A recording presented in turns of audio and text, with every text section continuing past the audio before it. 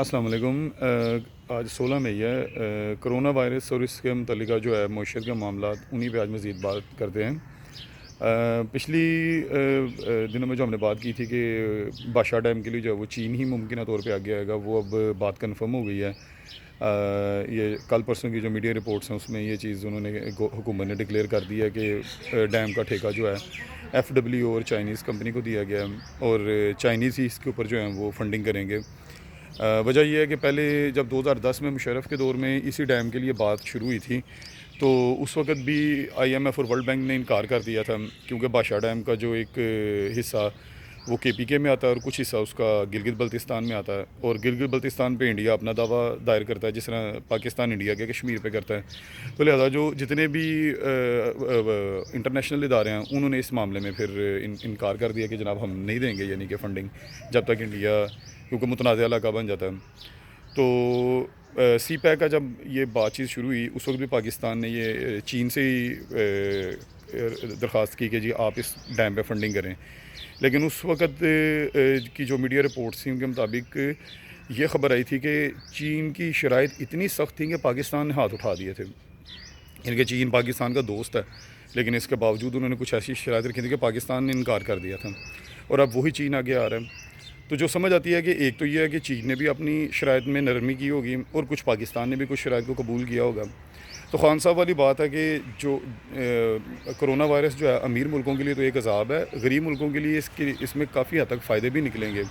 नुकसानात हो रहे हैं, यानी कि इस वक्त जो है मार्केट बंद है, उसके अलावा एक्सपोर्ट पे भी काफ़ी फ़र्क पड़ रहा है, लेकिन काफ़ी ज़्यादा चीज़ों में पाकिस्तान को फ़ायदा इस तरह भी होगा कि अब, जैसे मैंने पहले भी कहा था कि चीन के लिए बड़ी दिन ब दिन एक शदीद मुश्किल बनती जा रही है। पूरा वेस्टर्न वर्ल्ड और जितने भी डेवलप कंट्रीज़ हैं ये सारे के सारे उसके अगेंस्ट जो है वो बाकायदा एक सफ़बंदी कर रहे हैं। तो चीन के लिए इस वक्त सबसे ज़रूरी हो गया है कि वो किसी भी तरीके से अफ्रीकन मार्केट्स को पकड़े, उसके बाद जो है मिडल ईस्टर्न मार्केट्स इनमें अपने कदम जमाए, और उसके बाद साउथ अमेरिकन मार्केट्स, क्योंकि यूरोपियन या डेवलप कंट्रीज़ की जो मार्केट्स हैं उसमें उसका अगर एक्सपोर्ट हिट लगेगी भी तो वो इधर से रिकवर कर लेगा। जितने भी आपके अफ्रीकन या ये जो साउथ अमेरिकन मार्केट्स हैं ये सारी की सारी अंडर डेवलप हैं, जिस तरह पाकिस्तान है। तो इस जैसे मुल्कों में अगर कोई भी चीन अगर मुआहदा करता है तो वो तवील मुद्दती होगा, क्योंकि ये ज़्यादातर ममालिक में सेम सूरत हाल होती है कि करप्शन है, अवाम महंगाई है, बेरोज़गारी है, हुकूमतें ताकतवर नहीं हैं, कमज़ोर हैं। तो लिहाजा अगर कोई भी चीन जैसा मुल्क आपके मुल्क में आके इन्वेस्टमेंट सरमायाकारी करता है तो ये खुश हो के उसे कहेंगे कि ठीक है भाई, हमें आपकी शराइत पे ये तमाम तर चीज़ें मंजूर हैं। तो चीन के कदम उधर जमने आसान हो जाएंगे, और फिर जूँ जूँ उन मार्केट्स में जाने के लिए उसको रास्ता जो है वो ग्वादर के अलावा और कोई नहीं मिलेगा, क्योंकि जो साउथ चाइना सी है उनका और जो बाकी रास्ते हैं जापान वाली साइड से वो इतने के तवील हो जाते हैं कि उधर से उन्हें अफादियत ही ख़त्म हो जाती है। तो लिहाजा आने वाले दिनों में ये चीज़ मज़ीद आगे चलेगी। जितने भी पाकिस्तान के बड़े बड़े प्रोजेक्ट्स हैं उसमें चीन अब अपनी मजबूरी के लिहाज से जो है उनमें सरमायाकारी करेगा। पाकिस्तान की यानी कि शराइत भी बीच में कुछ मानी जाएंगी। कुछ ये कि आपने देखा होगा कि जब ये मलेशिया में महातिर साहब का हुकूमत आई थी, उन्होंने भी ऐसे सारे कुछ माहदे जो है थे उनके कैंसिल किए थे, तो फिर दोबारा नई शराइत पे हुए थे। तो चीन ने जो शुरू में जो अपना दबाव डाल के काम किया था, अब वो खुद दबाव में यानी कि आ रहे हैं। उसके अलावा सबसे बड़ा जो मसला बन रहा है, अब US में अगर आप कल भी देखें तो ट्रंप ने दोबारा एक धमकी दी है कि जनाब हम चीन से अपने ताल्लुकात ख़त्म कर लेंगे। है तो ये एक धमकी है, लेकिन चीन तो इसको आसान नहीं लेगा। तो जब तक अब US में इलेक्शन नहीं होते नवंबर तक, तो उधर चीन के ख़िलाफ़ एक माहौल बना रहेगा। तो आने वाले का भी नहीं पता कि अब आने वाली हुकूमत जो आती है वो सिर्फ बयान देती है कि अगर अमली तौर पर कोई इकदाम तो नहीं उठा लेती। अगर वो अमली तौर पर इकदाम उठाती है तो चीन के लिए एक बहुत बड़ी मुसीबत खड़ी होगी। तो चीन जैसा मुल्क जो है वो इस मामले को अब मजाक में तो नहीं ले सकता। लिहाजा वो अब आने वाले, हम ये उम्मीद कर सकते हैं कि 5-6 महीनों में पाकिस्तान में मज़ीद जो बड़े बड़े प्रोजेक्ट्स हैं उन पे अगर कहीं को बैकलॉग लगा हुआ है चीन के साथ, तो वो ठीक हो जाएंगे। उसके अलावा जो हमारे लिए सबसे बड़ी एक होपफुल चीज़ बनती है वो मिडल ईस्टर्न मार्केट्स की हैं। अगर आप हम इमारात की बात करते हैं तो आप देखें पिछले 5-6 सालों में उधर तवातर से जो है वो बड़े बड़े ग्रुप्स जो हैं वो नीचे गिर रहे हैं। पहले जो यानी कि ड्रेक एंड स्कूल थी उसका एक स्कैंडल आया, उसके बाद फिर ये अब रिसेंटली जो आया था NMC का एक बहुत बड़ा स्कैंडल आया था। $6.8 बिलियन का लोन जो आया था वो ऑफ द बुक्स था। तो इस तरह के जो मामलात हैं, और अभी ये कल परसों दोबारा एक आया, फिनिक्स उनकी एक बहुत बड़ा उधर का एक कह लें कि एक कंपनी है और उसने जो है वो ऑल ऑफ सडन उन्होंने जो है वो बैंक्रप्सी के लिए अब अप्लाई कर दिया है। तो उधर भी जो सिंडिकेटेड फाइनेंसिंग थी बैंकों की वो तकरीबन को 400 मिलियन अबव थी। तो इस तरह के जो बार बार तवातर से वाक़यात उधर हो रहे हैं, ये एक बड़ा ही एक सीरियस क्वेश्चन आ रहा है कॉरपोरेट गवर्नेंस का।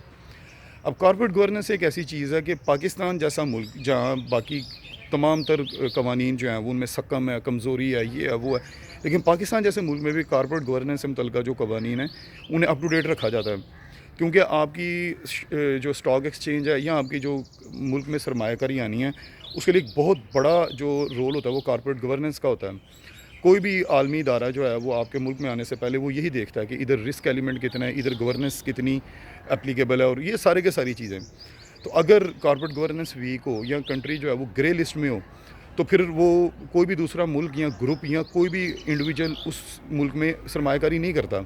और अगर वो करे तो उसके अपने मुल्क में उससे सवाल शुरू हो जाते हैं कि भाई तुम क्यों इस ख़तरनाक मुल्क में जा रहे हो, क्या तुम मनी लॉन्ड्रिंग तो नहीं करने लगे, क्या तुम जो है वो कोई हमारे साथ को प्ले तो नहीं कर रहे पब्लिक फंडिंग के साथ। तो अब ये चीज़ उधर अब एक शुरू हो जाएगी। तो मुमकिन तौर पे अब उधर कॉर्पोरेट गवर्नेंस का, क्योंकि अगर आने वाले दिनों में अगर उधर को 2-3 और बड़े बड़े इदारे इस तरह गिरते हैं तो डेफिनेटली कॉर्पोरेट गवर्नेंस का उधर एक सीरियस क्वेश्चन रेज़ होगा। और अगर वो रेज़ होता है तो उसका एक बहुत बड़ा बेनिफिशियल जो है वो पाकिस्तान होगा। क्योंकि अगर आप एक मुल्क में कॉर्पोरेट गवर्नेंस का क्वेश्चन रेज़ हो रहा है, इट मीन्स कि उधर इन्वेस्टमेंट आना बंद हो जाएगी।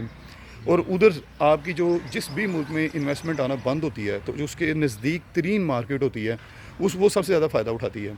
जिस तरह अगर आप बाज़ार से कोई चीज़ लेने गए हैं तो आप देखते हैं एक दुकान बंद है जिस से आपने चीज़ लेनी है, तो आप खाली हाथों घर नहीं आएंगे, आप उसके साथ वाली दुकान या उससे मुतल्लिका कोई भी दुकान हो उधर से वो चीज़ अपनी मर्ज़ी की लेके आएंगे। तो लिहाजा ये भी एक बहुत बड़ा फैक्टर है। अगर हम सऊदीया की बात करते हैं तो उधर सिर्फ सऊदी अरामको ही थी कि जो जिसको मुतल्लिक कह रहे थे, गवर्नमेंट ने भी कहा था कि जनाब इसकी वैल्यूएशन $17 ट्रिलियन की है, लेकिन वो सारी की सारी डिपेंडेंट थी ऑयल मार्केट के ऊपर। ऑयल मार्केट क्रैश किया तो उसकी वैल्यूएशन भी डाउन हो गई। तो लिहाजा ये एक बहुत बड़ा मिडल ईस्टर्न मार्केट के ऊपर एक क्वेश्चन रेज होगा आने वाले दिनों में कॉर्पोरेट गवर्नेंस का, और उसका फ़ायदा जो है वो गेन पाकिस्तान को मिलने के ज़्यादा चांसेस हैं। और फिर पाकिस्तान के साथ इंडिया, आप देखें उधर जो है मजहबी इंतहा पसंदी वो इस हद तक ऊपर चली गई है कि उसने अब सीधी सीधी उनके जीडीपी को हिट कर रही है। मोदी का जो फ़ैसला था नोटबंदी का, ये जिस तरह भुट्टो ने नेशनलाइजेशन का फ़ैसला किया और पाकिस्तान एकदम नीचे गिरा और आज तक उसके सरा से नहीं निकल सका, बिल्कुल इसी तरह मोदी की नोटबंदी जो है थी उसने इकॉनमी को गिरा दिया और उसके ऊपर अब जो है वो आग लगी हुई है ये मजहबी इंतहा पसंदी की वजह से। यूएस जैसे कंट्रीज़ में अब जो है इंडिया के ख़िलाफ़ रिपोर्ट्स निकल रही हैं, यूरोपियन यूनियन में रिपोर्ट निकल रही हैं कि उधर जो है वो मजहबी इंतहा पसंदी अपनी शिद्दत पे है।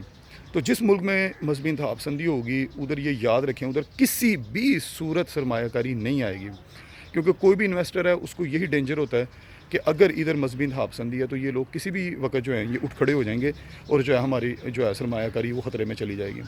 तो लिहाजा इसका भी बहुत बड़ा बेनिफिशियल वो पाकिस्तान होगा, क्योंकि जूँ जूँ ये उधर ये मजहबी इंतहा पसंदी बढ़ती है तू उधर से पैसा बाहर निकलेगा। तो उसके नज़दीक तरीन जो मार्केट है वो पाकिस्तान ही है, जिधर हुकूमत मजहबी इंतहा पसंदी को भी कंट्रोल कर रही है और उसके साथ साथ कॉर्पोरेट गवर्नेंस को भी टाइट कर रही है, उसके साथ साथ लीगल रिफॉर्म लेके आ रही है, उसके बाद स्ट्रक्चरल रिफॉर्म्स आ रहे हैं, उसके बाद जो है ये क्या कहते हैं ब्यूरोक्रेटिक रिफॉर्म्स, ये सारे के सारे आ रहे हैं।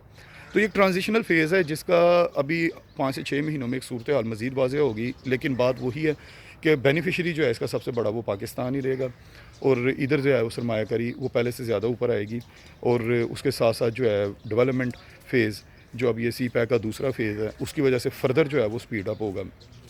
टाइम थोड़ा लगना था 2 साल के करीब, क्योंकि जब आपके मुल्क में ये क्या कहते हैं मार्शल लॉज लगे रहे हैं, आपके मुल्क में जो है वो पॉलिटिकल स्टेबिलिटी नहीं है, तो फिर हुकूमत को आगे टेक ओवर करने में और ये तमाम तर काम करने में वक्त लग जाता है, लेकिन डेफिनेटली ये आगे से ऊपर ग्रो करेगा। आखिर में मैं यही कहूँगा, दोबारा खान साहब वाली बात यह है कि आप घबराएं नहीं, उम्मीद बेहतर की रखें। जब बद से बदतरीन हालात भी होते हैं तो उसके बाद भी जो है वो आगे से बेहतरी की उम्मीद होती है। वो जो पहले भी मैंने कहा था कि घड़ी की सुइयाँ जब भी 12 बजाती हैं तो वो दोनों जो हैं सुइयाँ वो उस वक्त अरूज पे होती हैं, लेकिन हर आने वाला लम्हा उनके लिए ज़वाल का होता है कि वो सुइयाँ नीचे गिर रही होती हैं। और जब घड़ी की सुइयाँ दोनों वो 6:30 बजा रही होती हैं तो वो ज़वाल पे होती हैं, लेकिन हर आने वाला लम्हा उनके लिए अरूज का होता है, क्योंकि उन्होंने आगे ही ऊपर ही जाना है। तो इसी तरह ही पाकिस्तान की मिसाल है। पाकिस्तान ने बड़ा ज़वाल देखा है, बहुत ज़्यादा जो है वो मामला देखे हैं, बड़ी ज़्यादा परेशानियाँ देखी हैं। तो लिहाजा अब हम आगे आने वाला वक्त हमारा ही है। ठीक, थोड़ा सा वक्त लग सकता है, जो यानी कि ट्रांजिशनल फ़ेज़ में ज़्यादा से ज़्यादा 2 साल मज़ीद लग जाएंगे, लेकिन डेफिनेटली जब ये दूसरा फ़ेज़ शुरू होगा तो ये मल्टीप्लाई की तरफ जाएगा, ये डिवीज़न की तरफ नहीं जाएगा। इन्वेस्टमेंट ज़्यादा से ज़्यादा आएगी। इस वक्त भी अगर आप देखें FDI पाकिस्तान में बहुत ज़्यादा आ रही है, फॉरेन डायरेक्ट इन्वेस्टमेंट जिसे हम कहते हैं, और वो हार्ड मनी यानी कि जो टी बिल्स में जा रही है, तो ये एक अच्छा साइन है। लेकिन ये लॉन्ग टर्म जो है वो बेहतर नहीं होता, क्योंकि इस पर गवर्नमेंट इंटरेस्ट ज़्यादा दे रही होती है। तो लॉन्ग टर्म जो हमारे लिए वो यही है कि स्ट्रक्चरल इन्वेस्टमेंट आए, और वो इंशाल्लाह ताला उम्मीद है कि इस साल से आना शुरू होगी। बादशाह डैम इसकी पहली यानी कि आप कह लें कि बारिश में पहला कतरा है। अब इसकी देखा देखी जो बाकी इदारे भी हैं दुनिया के बड़े बड़े, वो इस चीज़ की देखा देखी वो भी इन्वेस्टमेंट लेके आएंगे, क्योंकि उनके लिए चीन एक मिसाल बन जाएगा कि बादशाह डैम में इन्होंने पैसा लगा दिया। तो इंशाल्लाह होप फॉर द बेस्ट। अब क्लिप काफ़ी लंबा हो गया, फिर बात होगी। ओके, अल्लाह हाफिज़।